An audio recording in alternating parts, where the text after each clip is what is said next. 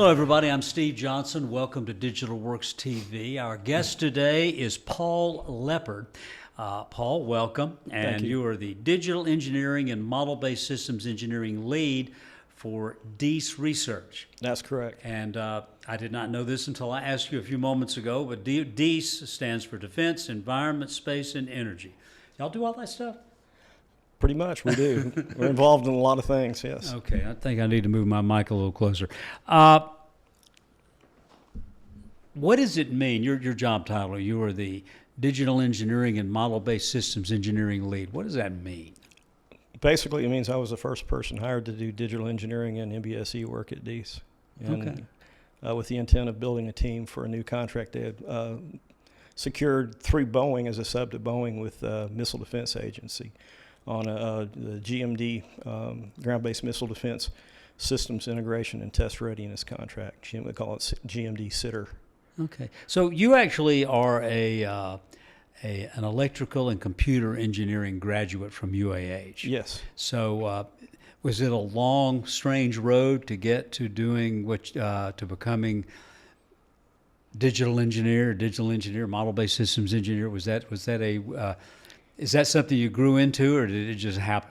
It really just happened like around 2017. I was actually looking at retiring because I've been doing software systems engineering for smart weapons evaluation. And I burned out. My eyes were sore. I lost my ability to concentrate. And I'm like, I've got a professional woodworking business. I'm just going to quit and do that.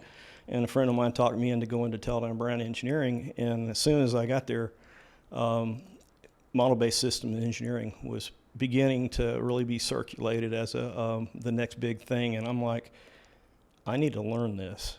Yeah. And set up a class, and we trained up 14 people at TBE and on MBSE, and a couple of us, me and one of my friends, good friends, got together a couple times a week and went through this. He was a systems engineering expert, traditional systems engineering, and we kept at it until we learned it. And whenever I moved over to DESE, he was one of the first people I hired. Okay, I want to come back to the kept at it till you learned it, but first I want to ask you, so you have most of your career before you got into digital engineering, you were doing things, it's weird to say, the old way. This is true. But and you were burned out. Were you burned out because the old way was just tedious, or just because you'd been doing it for so long? Yeah, mostly because I've been doing it for so long. I mean, it was tedious, but I'm kind of a process junkie, and I never minded that. I really enjoyed that part of it. I like attention to detail, intricate things, complex systems. Did you enjoy looking at big pieces of paper and having meetings with people? I've always hated meetings. We have that in common. Yeah. So you got trained up, you said. How much trouble was it, or how hard was it to go from what you'd always been doing or had been doing to digital engineering, to get trained up? How hard was that? It was really a natural progression. I mean, in the modeling and simulation world that I'd been in for the gross majority of my career, we kept on the edge of technology, learned all the new, what they called CASE tools at the time, computer-aided software engineering. And the tool of choice in MBSE is a product called Cameo. It's just a natural progression. It's very similar in a lot of ways to some of the tools we used, based on the same technology that those tools were based off, and what was called UML, or Unified Modeling Language. And so the language used in MBSE is called SysML, or Systems Modeling Language, and it's based on UML. So it was a natural progression. Okay, so once you learned it, what did it do for you? Did it speed things up? Did it make it easier to do? Easier is probably the wrong word. Was it better? And if it was better, why was it better? It's much better because, in the old way of doing traditional systems engineering, take, for example, if you're working on a weapon system and you need to integrate a radar with the brains of the system, you need a document we call an interface control document. And we would, produce this interface control document, which told everybody how to do what they needed to do, and we give it a version, and we print it out. And if we made a change and 50,000 copies had been distributed, everything goes awry. Yeah. And digital engineering, facilitated by MBSE, fixes that problem. That has to be, I'm just thinking, as somebody who's working on any program or whatever you guys are doing at DESE, that being able to change something and see how it's reflected on other things in the same system has got to be a joy compared to the really way, is, the way and it it's was fantastic to see it in action. It changes everything. It really does. It makes us more efficient, makes us more accurate, improves our collaboration. The one thing that really drives that point is what we call an authoritative source of truth. Everybody that is collaborating together, and they're getting their information from the same place. And as it's updated, we're seeing the results. And if we need to go back in time and see what was done before, it's traceable all the way back to the origins of the design. That just sounds like, and I'm not an engineer, but that just sounds like you probably almost wondered why they're paying me to do this. It's so much more fun than doing it the old way. Yeah, absolutely. It is fun and it's very enjoyable. I had a passion for it in the beginning, and that hasn't waned. I really enjoy the field, and seeing the latest and greatest developments is I always like being on the leading edge. Well, so as the lead at DESE, what do you do? Do you make sure? Are you an evangelist for it, or Yes. you are making sure everybody is up to speed with here's the way we do it and the way it's done? I mean, what is your task at the company? Well, it's evolved over the past few years. My initial job was going to work supporting Boeing on MDA on the GMD sitter program, and I was tasked with building a team. So I was given 12 slots. I needed to hire 12 people. So finding quality candidates, I quickly realized that nobody had experience in MBSE. So I was going to have to build this team in a way that we were learning as we go, and that includes me too. And hired the team, recruited the team. A lot of these people were people I'd worked with in the past that I knew I could count on, that were had really strong work ethic, and built a really fantastic team for them. They're still out there now working at MDA. I've moved on to other things within the company, and So were these people? Did you have to train them up too, or did they have to get trained up, or were they MBSE fans when they got there? They'd obviously must have said they were willing to learn. Oh, they were excited about it. But they had to get trained up too, correct? Sure. So my first action was we started a 2-hour session on Friday. So we come in at 10 o'clock, and we go through what we call a scrum meeting, where everybody goes around the table and talks about, this is what I'm doing, these are the problems I'm having, can you help me?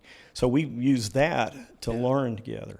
And then the second hour, Michael would always provide food. So we'd have a pizza or whatever, for eating lunch.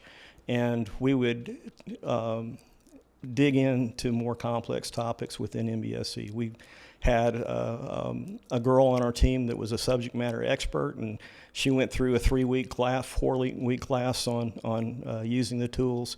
I did several briefings where we'd go back and look at how do we do certain things. Other people contributed to.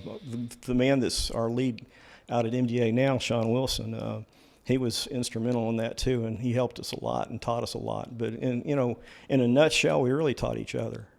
Okay, did for these people who, I can't believe they probably didn't all know that they were going to like it. They said, I'm going to do it. They were all excited about it. Okay, they're excited. They're excited about learning something new. Is the way you should be. They wanted anyway. to, yes. Well, so once they learned enough to know what was going on, did their excitement grow? Absolutely. So they became more excited about it once they knew enough to know what they were doing. It's always been my experience. Whenever you learn something new, it's a little bit frustrating until you know it. you're frustrated with yourself because I want to be able to do this. I want to be better at it. Yeah. But once they learned it, how was their excitement then? Well, they got better and better, and now they're, we've got a team of subject matter experts that have fought tooth and nail together as a team, a very cohesive team, and they enjoy working together. They love the hard problems. Part of my strategy on recruiting that team was in the beginning, I sat down and I drafted a list of all the different skill sets we were going to have, and that's what I recruited from. And we filled almost all of the spots in there. Okay. And that was very difficult, but in order to do that, we couldn't recruit the talent. I had to bring them in, and we had to learn those things together. Okay, so do you find yourself still training other people? I mean, in the company, because I expect there's turnover. So do you get people in who have to be trained up in model-based systems engineering? We haven't had any new people for a while. I am disconnected from the team. I'm moving on to another opportunity that DESE is pursuing, and I'm doing some internal research and development on model-based systems engineering too. So I'm more isolated from the rest of the team right now, and that's not part of my current duties, but I see it will be in our next opportunity. Okay. I'm going to have to approach it the same way that I did the sitter program. Okay, so your company is decided MBSE is what we need to use, where we need to be. Why hasn't every company decided that? Do you talk to people at other companies, and why hasn't everybody gone? Absolutely, and it's really there's a barrier, the cost of entry barrier to getting in, and DESE was very fortunate to have got. When you say contract. Explain what you meant. What is the barrier? There's a barrier, and it's a multi-faceted barrier. I mean, it's expensive. What to get trained in MBSE? To find the talent. Okay. To pay for the training. Internal R&D is a must. That can be very, very costly. A lot of small companies can't do that. A lot of small companies can do that, but don't have the foresight to invest in it. Fortunately, our CEO is a very strong proponent of internal R&D, and that's really leveraged us into a couple of new opportunities, including the one that we have coming up. But I'm right to say, though, that MBSE it's just not the thing we can use. It's kind of the way things are going. It's DOD has mandated that all programs will go through this digital transformation and adopt digital engineering as an evolution of systems engineering. But yeah, there's still pushback from companies. There are companies that haven't wrapped their arms around it, aren't there? Yeah, there's some companies, the big companies have the funds to do this. So the Northrop Grumman, I've worked at Northrop Grumman. They have a fantastic model-based systems engineering capability, digital engineering. So does Lockheed Martin. Any of the bigs in town have hit this opportunity full force 4 or 5 years back. And it's once again, it's difficult for the smalls to get into it because the cost of entry is tremendous. Because of the training. But is that the kind of thing that they can't afford not to at some point, or figure out a way? Absolutely. They're just going to limit their competitiveness, and they will be excluded from contracts if they don't. So does it come up when and I know the DOD has a requirement, a mandate, but is it coming up more and more? Hey, you guys do model-based systems engineering, right? I mean, does it come up a lot? Oh yeah, it does. Comes up a whole lot. We're fortunate because every time somebody's looking for a small that has MBSE and digital engineering experience, we're one of the few, and we do it well. But absolutely, all the time. The new contracts, every time a new contract comes out, there's a requirement on it for digital transformation. So. There's hope for the smalls, if they have the foresight to invest a little bit in it. You don't have to bite it all off at once. At DESE, we came up with an approach we called a phased approach to digital engineering where you... By the way, quick advertisement for us is that's what Digital Works is about, is providing lesson plans and teaching for people who want to learn MBSE. I would like to know more about that. Well, don't you worry. We'll fix you up. Absolutely. So that's what Digital Works is about, is training both, high school graduates as modelers and companies, how to learn about MBSE. But I think it's through Calhoun. There's a program. program. That is the curriculum. Right. Digital Works came up with that curriculum. It's a systems engineering technology degree. It's a 2-year degree. And I had the pleasure to work with a lot of people on the sitter program from other subcontractors that had gone through that. And these young men and women were exceptional modelers. Yeah. That program was fantastic and really enjoyed working with them. They still don't have the full engineering mindset that you're not going to get unless you go through a full engineering program. Yeah. So they might be more limited in how they can evolve their career as opposed to an engineer that has that skill. Well, it's like, I think the plan is, it's a stepping stone. Absolutely. If it's the only way you can get in the door, then stepping go back stones. to school, Congressman Adderholt actually provided some money in the budget a couple of years ago, giving rural students or students from rural high schools a chance to get into a tech field. I mean, it's a STEM career to be a modeler. But obviously, if you go ahead and become an engineer, which is people who are taking the set classes at Calhoun or Wallace State, where it's also offered, they often decide, I like this. I think I want to go ahead and go to school. I know a few of them want to. You went to University of Alabama in Huntsville. You call it University of Alabama at home. Yeah. But there are students right now at UAH who started out learning to be modelers. So you're talking, you have lunch with some guy at a company, maybe a small or medium, just a company that hasn't really embraced model-based systems engineering. And he says, well, yeah, I know people are doing it, but really, what does it give you that you didn't have, that you weren't able? We're still doing projects, we're still completing things. What does it give you that you didn't have before you moved to MBSE? Well, talk to me in 4 years after we've left you in the dust and you're no longer competitive. Put your mic closer so we can hear that again. Say that again. Talk to me in 4 years after you've been left in the dust and are no longer competitive in the engineering workforce. You've got to do this. And it's going to be, it doesn't have to be difficult. I'm not saying it won't be a little difficult. It takes effort, it takes work ethic to learn, especially those systems engineers with 20, 30, 40 years experience. Learning a new tool can be difficult because you don't study like you did whenever you were a kid. Yeah. It's a lot more difficult to do that. But I've worked with, we've got some on our team now that had to do that had 40 years experience and did well. Well, one thing, doctors have to do continuing education because absolutely techniques change, and you obviously, and if you're a doctor, you want to do it the best way, which is generally what a technical change is. And MBSE, on an engineering basis, same thing. Engineering in general. I mean, my attitude is if I'm not learning something all the time, then I'm failing.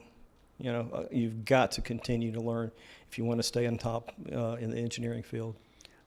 Is that wisdom beginning to permeate to all levels of aerospace and defense engineering, or even the companies that balk at it because there is expense and time? Are they beginning to understand this is the future, but it is the kind of right now too? Obviously they are, because all their business development people are using the keywords, the buzzwords, and cutting through the chaff and seeing what the real quality and skills takes an understanding in systems engineering and understanding in digital engineering to cut through that. And I'm not even sure if the government has gotten good at that yet. So, but I know it's on everybody's forefront because it's like artificial intelligence. I mean, you cannot look at a proposal without seeing AI/ML on it. And these guys will get up there and talk about it, you know, because they need to, and they need to position themselves to do that. But there might be a lack of a technical expertise to back that up. So, but there are resources, guys like there are you. resources, and if you do your diligence and you put effort in, there's no reason why you can't. It does take resources. It takes a company leadership that embraces it, and these absolutely embraced that from the very beginning. Okay. When I came in, I remember Michael telling me, we have an opportunity to grow this company more than we have. This is Michael Kirkpatrick, the correct. Founders. Right, so we have an opportunity to grow this company at a stronger rate than we ever dreamed in this field. And he's right, you know. If anytime there's a new technology and you get on board early and learn it, then you position yourself as a strong competitor. And it's like that snowball rolls uphill, because the more you do it, the better you get at it, and the better you get at pitching design concepts and problem solutions that use it. And those folks just watching are falling farther behind. Those that are watching, I don't think too many of them are watching anymore. They're trying to figure out how to get in, and that's why we came up with that phased approach to digital engineering. There are ways to get into it without killing yourself. You just have to break it up into chunks and do it a little at a time as you can afford it, you know. Okay, so as far as you're concerned, though, MBSE is where it's at. It's not going away. All right. Thank you, sir. Paul Leopard from DESE, an MBSE expert. Thank you. Didn't start out that way, but you saw the light.